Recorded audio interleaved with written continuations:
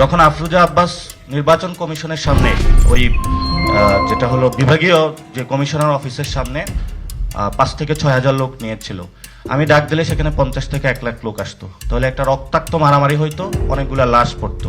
তো ইনশাল্লাহ এটা কিন্তু বাংলাদেশে বিচার হবে। এই নির্বাচন কমিশনে যারা এই নির্বাচনে নেতৃত্ব দিয়েছেন তাদের বিচার ইনশাল্লাহ ভবিষ্যতে আমরা বাংলার মাটিতে করব। এটা টোটালি এই ইলেকশনটা একটা ইঞ্জিনিয়ার ইলেকশন ছিল এবং এটাতে আপনারা অনেকে রাগ করবেন। নির্বাচন কমিশন প্রধান এখানে আছেন, হয়তোবা এই বক্তব্যের পরে এই অফিসে আমরা ঢুকতে দিবে কিনা এটা জানি না। তবে ইনশাল্লাহ আরেকটা গণ অভ্যুত্থান হলে নির্বাচন কমিশন প্রথমেই আমি এটাতে হাত দিব, যাতে নির্বাচন কমিশনটা আপাদমস্তক এটার হলো গোড়া থেকে আগা পর্যন্ত পরিবর্তন করবে। এবং আমার ফার্স্ট টার্গেট হবে এটা, কারণ আমি একজন প্রার্থী হিসাবে এই ইলেকশনে যেটা দেখেছি, আমি নির্বাচন কমিশনে ফোন দিয়েছিলাম, ওনারা মামুনুল হকের আসনে একটা নির্দেশনা দিয়েছিল যে বক্সের বাইরে যদি সিল পড়ে সেটা হলো কাউন্ট হবে না, কিন্তু আমার আসনে নির্দেশনা দিয়েছিল যে বক্সের বাইরে যদি সিল পড়ে সেটা হলো কাউন্ট হবে। এবং সেখানে নির্বাচনের দিন ডিজিএফআই, এনএসআই এবং অন্যান্য গোয়েন্দা সংস্থা থেকে শুরু করে কিভাবে ডিসি অফিসে নগ্নভাবে একটা ইলেকশনের ইঞ্জিনিয়ারিং করতে পারে সেটা সাক্ষী এই বাংলাদেশ দেখেছে। এবং সেই রিপোর্টগুলো আমরা বিভিন্ন জায়গায় ইন্টারন্যাশনাল কমিউনিটির কাছেও দিয়েছি। এবং আমি যেহেতু এটা নিজের নগ্ন সাক্ষী ছিলাম, ইনশাল্লাহ এই পরিবর্তনটা হবে।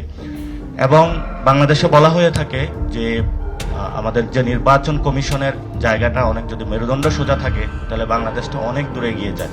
সেই জায়গাটা আমরা বিশেষত এই যে ঋণ খেলাপির বিষয়টা, সম্মানিত কমিশনার সানাউল্লাহ ভাই আছেন, উনি বলেছিলেন অনেক দুঃখ কষ্ট হৃদয় নিয়ে তাদেরকে অ্যাপ্রুভাল দিয়েছে।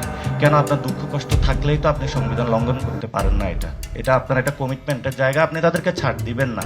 এবং এখানে যেইভাবে হলো নগ্নভাবে মারামারি হয়েছে ঋণ খেলাপের নিয়ে, ইলেকশন কমিশনের সামনে যেভাবে ঘেরাও দিয়ে তাদেরকে নিয়ে নেওয়া হয়েছে, এটা বাংলাদেশের সভ্য ইতিহাসে এটা এই গণ অভ্যুত্থানের পরে এটা আপনারা করতে পারেন নাই, এবং কিন্তু করেছেন আপনারা। যাক, আল্লাহ আপনাদের উপরে একটা ব্লেজিং দিয়েছে আমাদের এই প্রধানমন্ত্রীর, সেই প্রধানমন্ত্রীর ব্লেজিং নিয়ে আপনারা আছেন, থাকবেন। কিন্তু লোকাল গভর্নমেন্টে আমরা আশা করব যে আপনারা এই ধরনের কোনো অ্যাক্টিভিটিসে যদি যান, সেটাতে হয়তোবা মানে রাজপথ খুবই পরিস্থিতি উত্তপ্ত হবে। সেই সময়ে যখন আফরোজা আব্বাস নির্বাচন কমিশনের সামনে ওই যেটা হলো বিভাগীয় যে কমিশনার অফিসের সামনে 5 থেকে 6,000 লোক নিয়েছিল, আমি ডাক দিলে সেখানে 50 থেকে 1 লাখ লোক আসতো, তাহলে একটা রক্তাক্ত মারামারি হইতো, অনেকগুলা লাশ পড়তো। আমি শুধু একটা কারণে সরে আসছি যে যদি ওই হসপিটালে যায় যেই বাবার ছেলেটা মারা যেত আমি তাকে কোনো জবাব দিতে পারতাম না, এই জন্য হলো আমি সরে আসছি।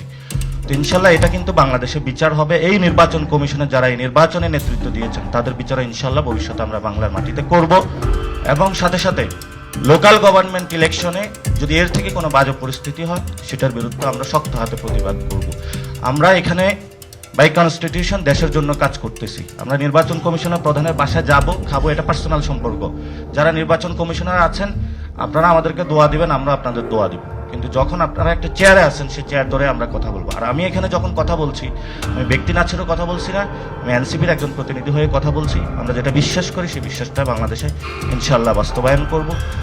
এবং এই যে অপু ভাই আছেন, ওনার সাথে তো অনেক আগে কথা হয়েছে। তো ভাই আপনারাও দেখবেন যে লোকাল গভর্নমেন্টটা যাতে সুষ্ঠুভাবে হয়। লোকাল গভর্নমেন্ট যদি সুষ্ঠুভাবে না হয় সেটাতে কিন্তু রাজপথ, আমরা আবারও বলছি, ভয়াবহ